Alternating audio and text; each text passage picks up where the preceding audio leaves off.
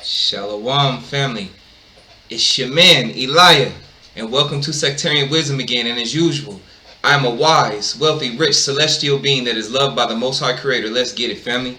Family, that scene you just saw was a scene from the first Stargate movie that came out, I forget, maybe 95, sometime between 95 and 96, or maybe 93.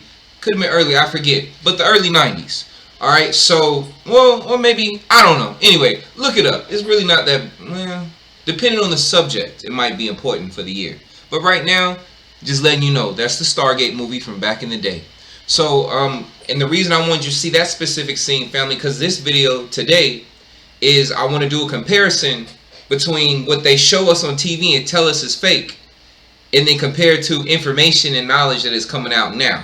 To show you guys that your mans ain't just lying to you. I'm not just throwing stuff at you. Alright, and I don't want to take too long on this, but I also wanted you to see that sarcophagus, because this video is about sarcophagus and their healing properties. Now, not necessarily the wooden ones that they put on display and show everybody, but other sarcophagus that they don't show anybody, that they don't really talk about too much. And some of you probably heard about it, but you haven't got too much in depth in it. But I also want to show how, for the longest time, family, they've been putting this information in front of our face, but we don't believe it because we're told that, oh, it's fiction, it's not real. But then again, look how long they've been putting in our face. And look at the knowledge that's coming out now and the information. So without further ado, give me a second. I want to set up the next video I want to show you guys. I'm going to show you guys a few clips. Alright, hold on. Here comes the next clip. This is from a gentleman called Stargate Guy. Oh, and also, if you're interested in the videos that I'm about to put, that I'm showing these clips, if you want to watch the full videos, I'm going to put the descriptions for them in the description box so you can go ahead and watch them. But let me go ahead and show you the second video now. We are talking about the glow-old sarcophagus. The sarcophagus is thousands upon thousands of years old and was invented by Telchak. Telchak was a glow-old who lived in Latin America who impersonated the rain god Whaaaat in Mayan civilization and culture. Telchak found an ancient device and, realizing that it was a healing device, modified it to work mostly with human physiology. He then took that, hooked it up to an aquatic power source, stuck it in a box, covered the box with a crap load of gold, because after all, gold love their bling, and called it a sarcophagus. And every gold system lord and major gold has to have one of these things, because that means that they could potentially live forever. But how does this actually work? Well, since the sarcophagus is based off of the Telchak device, which was created by the ancients, and the ancients loved science in order to get stuff done, therefore we must turn to medical science for this answer. Now, although this was talked about in the gold healing device, you can go check that out. Basically, my theory is that it accelerates the own body's natural way of healing, and that does this on a lot bigger scale than the gold hand healing device, being able to have more conduits for healing rather than just a small one fitting onto the palm of your hand. Basically, this allows cells to divide and divide and divide in order to fill the gaps to properly form back whatever was broken. So without the sarcophagus, let's say if you cut your hand, blood that contains antibodies and platelets will rush to the scene. Those antibodies and platelets will clog up and form a wonderful little scab and blood clot, and then new tissue would start to develop, granulated tissue and then finer tissue, until eventually cells divide, where it is perfectly healed, unless it is so big that it develops a scar because there's imperfections during the healing process. Basically, the sarcophagus ramps this process up to freaking 11 and tells the body's natural healing process to go at it like it's on freaking steroids on crack. The difficulty that.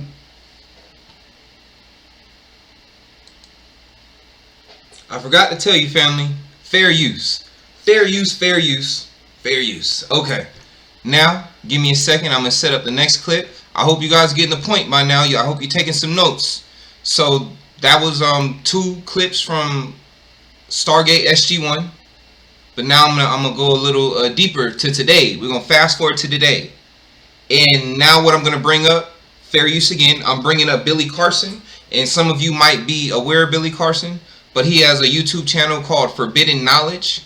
And this is him talking about some, well, he calls them rejuvenation chambers. But, I mean, or you can call them sarcophagus. When you look at the picture and you look at the clip, you'll see what I'm talking about.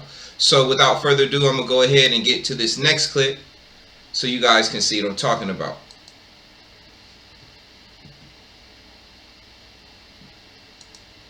Now, these halls with Menti are not those halls. This is his father's. These halls right here, they're underground. These belong to Enki, E.R. Enki. E.R. Enki is the father of both the Atlantean priest king and the Emerald Tablets. His name is Thothme, ThothnE, right? He's the ruler of Undal, and he is a master geneticist according to the ancient tablets that have been left behind. Now, what's interesting is he also had his own halls. These people, these advanced beings, they had their own rejuvenation chambers that they would go to store their own avatar bodies, that they would take the time to clone them in some way that we don't understand. They weren't cloned from existing people. They fashioned these bodies themselves, and then they would inhabit them and walk amongst men, but unlike a man. Now,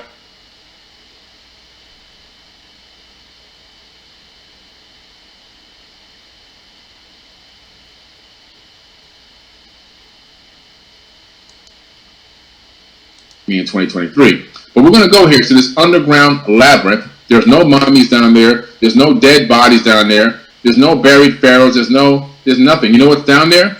Hall after hall after hall after hall. And what's in those halls? 80-ton granite.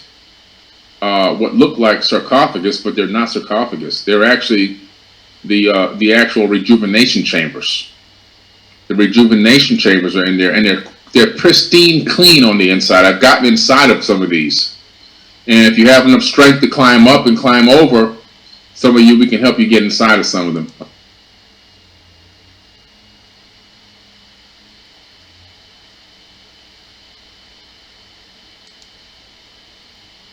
When you go down there. And then they would get inside of one of these. Those would climb inside, or this was Enki's. He would climb inside of one. And he would transfer his consciousness into one that was already ready to go inside of another one of these. Fair use. Just want to say that real quick. Fair use. Halls down there. And then he would get up and climb out of that chamber. But leaving the other body he just left, the other sleeve he just left behind, rejuvenating down there for about 100 years. While he climbed it out and walked amongst men in another one. And when that one wore out or got injured or got sick, he'd go drop that one off and go into another one. They had many bodies already established and set and waiting for them to be able to just come and take a new sleeve whenever they needed one. Okay? Incredible. Now, let me...